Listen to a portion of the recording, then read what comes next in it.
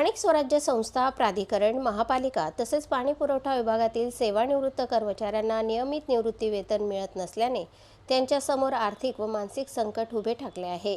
या गंभीर प्रश्नाकडे लक्ष वेधण्यासाठी भारतीय जनता पार्टी ज्येष्ठ नागरिक आघाडीच्या वतीने दिनांक 23 एप्रिल रोजी धुळे जिल्हा प्रशासनामार्फत मुख्यमंत्री देवेंद्र फडणवीस यांना निवेदन सादर करण्यात आले। निवेदनात नमूद करण्यात आले आहे की संबंधित विभागातील अनेक सेवानिवृत्त कर्मचाऱ्यांना दरमहा 3 ते 4 महिन्यांपर्यंत वेतन उशिराने मिळत आहे। त्यामुळे त्यांच्या दैनंदिन जीवनावर मोठा परिणाम होत असून कुटुंबियांसमोर गंभीर अडचणी निर्माण झाल्या आहेत। महागाई, मुलांचे शिक्षण, लग्नकार्य तसेच घरगुती जबाबदाऱ्या यामुळे निवृत्त कर्मचाऱ्यांवर आर्थिक ताण वाढला आहे।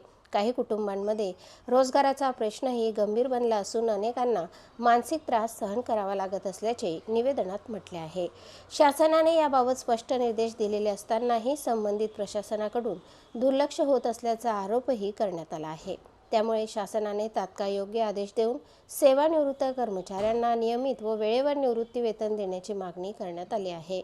या निवेदनावर ज्येष्ठ नागरिक आघाडीचे अध्यक्ष शिवाजी काकडे, उपाध्यक्ष सुनील देवरे, प्रकाश पाटील, राजेंद्र बागुल तसेच सदस्य संतोष खंडेलवाल, शरद बिरारी, आनंदा चौधरी, सुनील पोद्दार, सुभाष सोनवणे, अशोक बारसे, आर.ए. पवार, सुधीर पोद्दार, मुजगे नाना आदींच्या स्वाक्षऱ्या आहेत। तसेच या निवेदनाची प्रत विभागीय आयुक्त, मुख्य कार्यकारी अधिकारी, जिल्हा परिषद धुळे व आयुक्त धुळे महापालिका यांना माहितीस्तव पाठविण्यात आले आहे। प्रतिनिधी गोकुळ देवरेसह स्वराज्य न्यूज धुळे। माननीय देवेंद्र फडणवीस साहेबांना आम्ही निवेदन देतोय, म्हणजे स्थानिक स्वराज्य संस्था जी आहेत त्या ठिकाणी नियमित वेतन होत नाही।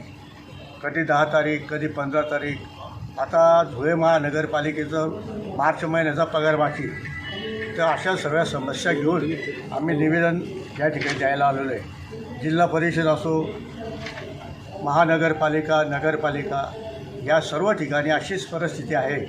तर या बाबतीमध्ये देवेंद्र फडणवीस साहेबांना आम्ही निवेदन देतो आहे की तुम्ही स्थानिक स्वराज्य संस्थेचा जो निधी आहे तो वेळेवर पाठवला म्हणजे पगार होतील, कारण नेमकं कारण सांगता येईल, शासनाकडून ग्रँट आलेली नाही।